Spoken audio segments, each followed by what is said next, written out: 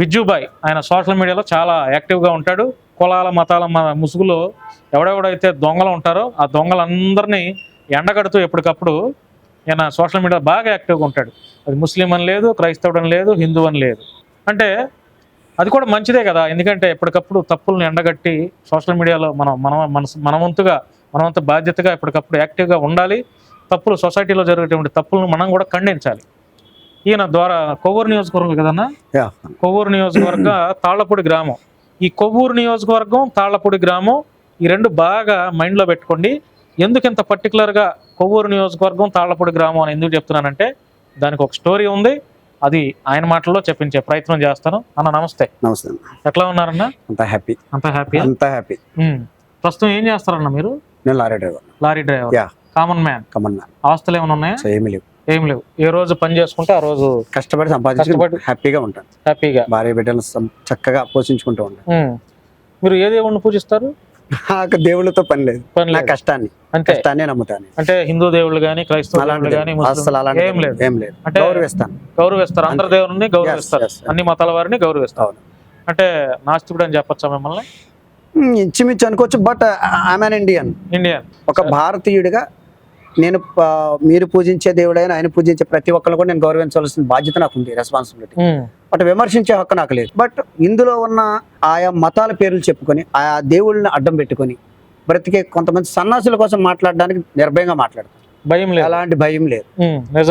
అది క్రైస్తవుడు గాని, ముస్లిం గాని, హిందూ గాని ఎవడైనా ఆ మతాల పేరు పెట్టుకొని చేసే ఆ దాడులు కానీ, ఆ రెచ్చగొట్టే వ్యాఖ్యలు కానీ, చేసే పోరంబోగుల కోసం ధైర్యంగా మాట్లాడతాను. నాకు ఎలాంటి భయం లేదు. క్రైస్తవంలో దొంగ పాస్టర్లు ఉన్నారు? ఖచ్చితంగా ఉమ్మాటికి ఉన్నారు. అలానే హిందుత్వంలో కూడా కొంతమంది దొంగలు ఉన్నారు, ఖచ్చితంగా ఉన్నారు. అలానే ముస్లింలో కూడా ముతవల్లీలు దొంగలు ఖచ్చితంగా ఉన్నారు. వీళ్ళు ఏ రకంగా ఉన్నారో కూడా ఖచ్చితంగా నేను చెప్పండి. సో మొట్టమొదటిగా మనం క్రైస్తవ్యంలోకి వెళ్దాం. చాలా మంది పాస్టర్స్ ఉన్నారు, కార్పొరేటర్స్ ఉన్నారు, ఇంకా వాళ్ళ దగ్గర నుండి కింద నుండి అలా వెళ్తే చాలా చాలా స్టేజెస్ ఉంటాయి. వీళ్ళలో చాలా మంది కూడా ప్రజలతో పని లేదు, వీళ్ళకి ప్రజల డబ్బుతో మాత్రమే పని, వాళ్ళ విశ్వాసాలతో పని లేదు. వాళ్ళ విశ్వాసంతో వాళ్ళు ఎలా ఉన్నారు ఏంటి, లేకపోతే వాళ్ళ ఇంటి దగ్గర వాళ్ళ పరిస్థితులు ఏంటి, ఆర్థిక ఇబ్బందులు అంటే వాళ్ళు ఎకనామికల్ గా ఎలా ఉన్నారు అనేది కూడా వీళ్ళకి అనవసరం. వీళ్ళకి కావాల్సింది మనీ. సో ఈ రకమైనటువంటి పాస్టర్లు దొంగలనే నేను చెప్తాను. రెండవది, సో ఎక్కడ దాకా ఎందుకు, ఒక మణిపూర్లో జరిగింది కానీ, తర్వాత మేఘాలయలో కానీ, షిల్లాంగ్లో జరిగినటువంటి దాడులు కానీ, సో రీసెంట్ గా ఇదిగో నిన్న జరిగిన పగడాల ప్రవీణ్ కుమార్ గారు అనే ఒక క్రైస్తవ పాస్టర్ గారి మీద జరిగినటువంటి భయంకరమైనటువంటి ఇది కానీ. మీరు అంటే పాస్టర్ ప్రవీణ్ కుమార్ గారి పేరు ఎత్తారు కాబట్టి ఒక ప్రశ్న అడుగుతానన్నా. మీది రాజమండ్రి కదా, అంటే సరౌండింగ్స్? తప్పకుండా అక్కడే దగ్గర కొవ్వూరు నియోజకవర్గం అక్కడే కదా. అంటే చాలా మంది అది ఆయనది మర్డర్ చేశారని అంటున్నారు. అంటే మీకున్నటువంటి ఆ లోకల్ పరిస్థితులు అన్ని తప్పకుండా తర్వాత, లేకపోతే మీరు అంటే నేను కూడా వెళ్ళాను స్పాట్లోకి వెళ్ళి నేను కూడా స్పాట్లోకి వెళ్ళాను.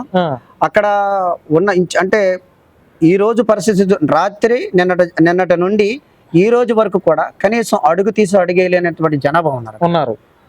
అంటే అది ఆయన యొక్క మంచితనం అయి ఉండాలి ఖచ్చితంగా.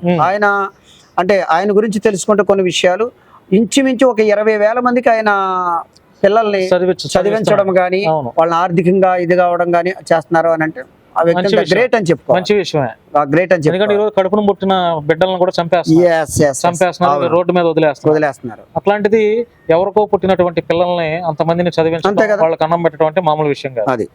అయితే నిజంగానే అంటే మీరు రాజమండ్రి వాసిగా, కొవ్వూరు నియోజకవర్గ ప్రాంతానికి చెందిన వ్యక్తిగా మీరు కూడా స్పాట్ లోకి వెళ్ళారు. అది చూసిన తర్వాత మీ మనసులో కలిగినటువంటి 90% నాకు కూడా అది హత్య అని నేను కన్ఫర్మ్ చేసుకున్నాను. అక్కడికి ఎంతో మంది మేధావులు అంటే అడ్వకేట్స్ వచ్చారు, చాలా మంది రాజకీయవేత్తలు వచ్చారు, చాలా మంది కామన్ పీపుల్స్ వచ్చారు, చాలా మంది అంటే లెక్కలేనంత జనం వచ్చారు. వాళ్ళ మైండ్ లో కూడా నిన్న రూఢిగా చెప్పేది ఏంటంటే ఇది హత్యే పక్కా. అంటే అక్కడ లోకల్ గా ఉన్నటువంటి వాళ్ళు ఎవరి పేర్లైనా అనుమానాలుగా వ్యతిరేకిస్తున్నారు, లేకపోతే ఇంతవరకు రాలేదు. బీజేపీ ఆర్ఎస్ఎస్ వాళ్ళు చేశారా? బీజేపీ ఆర్ఎస్ఎస్ అంటే ఒక షమీ గారు అని ఒక ఆయన సవాల్ చేసి నేను లేపేస్తాం, నీ 4 అది వీడియో చూసాను బ్రదర్ నేను కూడా. అయితే అది ఎంతవరకు నిజం అనేది అది ఖచ్చితంగా చట్టం నుండే తెలుసుకోవాల్సిన విషయం. పోలీసు వారు అంటే నిర్భయంగా అంటే ముమ్మాటికి అది హత్యగా తేలుస్తారా లేకపోతే యాక్సిడెంట్ గా ఖచ్చితంగా హత్య అని నేను నమ్ముతున్నా. అంటే పోలీసు వారు ఇన్వెస్టిగేషన్ లో కూడా ఖచ్చితంగా అది హత్య అని వస్తది పక్కా. అసలు అంత దారుణంగా చంపాల్సిన పరిస్థితి ఉన్మాదం అంటే అదే. ఏంటన్నా ఉన్మాదం అంటే అదే, మనిషిని అంత దారుణంగా రాక్షసత్వం. అంత చంపాల్సినంత అవసరం ఏంటి అసలు? కనీసం మానవత్వం అనేది లేకుండా అరే ఆయనకి భార్య ఉంటారు, బిడ్డలు ఉంటారు, ఎందుకు చంపటం అనే అసలు అది ఎందుకు అంత నేను అదే చెప్తున్నాను. ఒక పాస్టర్ని చంపితే క్రైస్తవ సమాజం అంతమైపోయిద్దా? జరగని పని. లక్షల మంది పాస్టర్లు ఉన్నారు లేదా ఆంధ్ర తెలంగాణలో దాదాపు 3 లక్షల మంది పాస్టర్లు ఉన్నారు. ఇండియా వైడ్ గా ఉన్నారు. తర్వాత వరల్డ్ వైడ్ గా కూడా పాస్టర్లు ఉన్నారుగా. వరల్డ్ వైడ్ గా మొత్తం ఉన్నదే. మరి ఈ ఒక్క పాస్టర్ ని చంపేయటం వల్ల ఎవరైతే చంపారో వాళ్ళకి ఏం వస్తుంది, ఏం లాభం వస్తుంది? అదే అన్నా నేను దాన్ని, అది రాక్షసత్వం, అది ఒక హిందూ మనిషిని, హిందూ మతానికి చెందిన వ్యక్తిని ఎవరైనా క్రైస్తవులు ముస్లింలు చంపినా వాళ్ళకి ఏం లాభం వస్తుంది? ఏమీ రాదు. మరి హిందువులే కాదు, ఒక ముస్లిం ముతవల్లి ఉంటాడు, బాగా పేరు పొందినటువంటి వ్యక్తి ఉన్నాడు. ఇప్పుడు ఉన్నాడు, ఉదాహరణకి బ్రదర్ షఫీ గారు ఉన్నారు. ఆయనకు నచ్చిన వాళ్ళు, ఆయనకు శత్రువులు, ఆయన చంపితే ఏం వస్తుంది? ఎవరికైనా లాభమా? ఎందుకు అంత చంపుకునే అంతవరకు ఎందుకు? ఓకే, రైట్, మీరు కరెక్ట్ పాయింట్కి వచ్చారు. సో దాని గురించి మాట్లాడదాం. అయితే ఇప్పుడు ఇప్పుడు ఈ రోజున ప్రవీణ్ గారిని అతి క్రూరంగా చంపేశారు అనేది 90% అక్కడ ప్రతి ఒక్కరు కూడా నిర్ధారించుకున్నటువంటి విషయం అది. సో ఇదే విషయాన్ని ఆలోచిస్తే ఆయన ఎందుకు చంపేశారు అంటే, ఆయన గురించి, వ్యక్తిగతం గురించి మాట్లాడదాం. ఆయన చాలా ఇంటర్వ్యూలో ఒక విషయం చెప్తాడు చాలా క్లియర్ గా. ఏమంటాడంటే, ఇప్పుడు ఆయన క్రైస్తవ్యాన్ని బోధిస్తూ ఉంటాడు. ఆయన చాలా క్లియర్ గా, అంటే ఎదుటి వాళ్ళ మతాన్ని ఎక్కడ విమర్శించినట్టుగా ఆయన వీడియోలో కనపడవు మనకి. మీరు గమనించారు లేదు, ఎప్పుడు చూసారా లేదు, ఎవరిని విమర్శించడం. ఎవరైనా విమర్శిస్తే, అంటే మీరు నన్ను ఏరా అంటే నేను మిమ్మల్ని ఏరా అంటాను. ఆయన మిమ్మల్ని ఏరా అని ఆయన అన్నాడు. మీరు నన్ను ఎందుకు అన్నారో మీ దగ్గర నుండే తీసుకొచ్చి చూపిస్తాడు అన్నమాట. అంటే మీ బ్యాక్గ్రౌండ్ చూపించి నువ్వు ఏరా అనడానికి కారణం నీ బ్యాక్గ్రౌండ్ ఇది, సో నువ్వు అందుకని ఏరా అన్నావు, నేను అనలేను అది అంటాడు. అంత మృదు స్వభావం అనమాట. సో అది మరి గెట్టని వాళ్ళు ఉంటారు.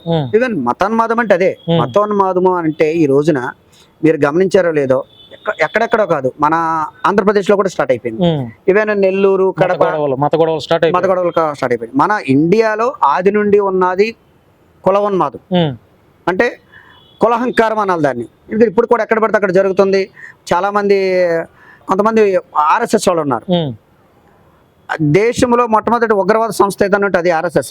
అది మా సర్దార్ వల్లభాయ్ పటేల్ గారు 2 సార్లు దాన్ని బ్యాన్ చేశారు ఆ సంస్థని.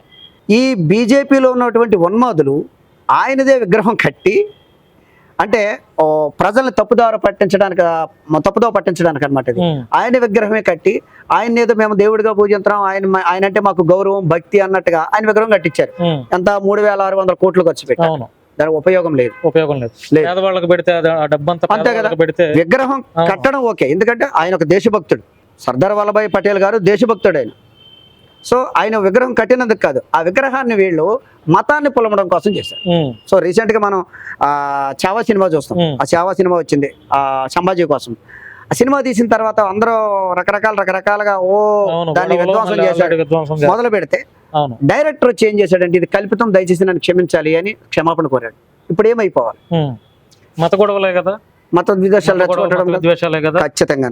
సో ఇలాంటి తరుణంలో చాలా మంది ఇలాంటిది ఉపయోగించుకొని, అంటే మతాన్ని అడ్డం పెట్టుకొని బ్రతికే ప్రతి పోరంబోకు కూడా ఈరోజు శివశక్తి కరుణాకర్ గారు ఉన్నాడు, వాడు పోరంబోకు అంటాను నేను. ఎందుకంటే వాడు ఒకప్పుడు వాడి గురించి స్టేట్మెంట్ ఇచ్చిన హమర ప్రసాద్ అని హిందూ జనశక్తి వ్యవస్థాపకుడు ఉన్నాడు. అతను ఒక వీడియో చేశాడు. ఏమనంటే, వీడు నిన్నగాక మొన్న వాటర్ బాటిల్ సప్లై చేసుకుంటూ అలా బ్రతికినోడు ఈ రోజు 40 లక్షలు 50 లక్షల కార్ల మీద ఎట్లా తిరుగుతున్నాడు అని. సో నేను అనేది ఏంటంటే, జనాన్ని అమాయకులైనటువంటి హిందువుల్ని వాళ్ళ దగ్గర మేము భగవంతుడి కోసం ఇది చేస్తున్నాం, ఒక గొప్ప ప్రచారం చేస్తున్నాం, అది ఇది అని చెప్పేసేసరికి వీళ్ళకి ఇప్పుడు అమాయకులు ఏంటి, అయ్యో మన దేవుడి కోసమే కదా గుడి కడుతున్నారు, లేకపోతే మన దేవుడి కోసమే కదా ఒక మంచి చక్కటి పోరాటం చేస్తున్నారని వాళ్ళ చందాలు ఇవ్వడం, ఆ చందాలతో వీళ్ళు జలసాలు చేయడం. అలాగే ఆవిడ సోదరి ఎవరంటే కరాటే కళ్యాణి, తను కూడా మన వీడియో చాలా నిర్భయంగా చేసింది. అంటే ఈ హిందుత్వ మా ఉన్మాదుల కోసం ఒక క్రైస్తవుడిగా ఎవరో చెబితే క్రైస్తవుడు కాబట్టి ఎట్లా చెప్పారు, ఒక ఇస్లామిక్ లో నుండి వచ్చి ముస్లిం చెప్తే అతను ముస్లిం కాబట్టి చెప్పాడు. మరి హిందుత్వంలో ఉన్న వీళ్ళే చెప్తే అది పాయింటే. అది పాయింటే కదా. పాయింటే. అంటే ఉన్మాదుల కోసం, అంటే ఇంట్లో ఉన్న దొంగ కోసం తల్లిదండ్రులే చెప్తే ఖచ్చితంగా అది కన్ఫామా కాదా వీడు దొంగ నా కొడుకు అని. సో అదే విధంగా ఈ దొంగ నా కొడుకుల కోసం ఆ ఫ్యామిలీ మెంబర్సే చెప్పు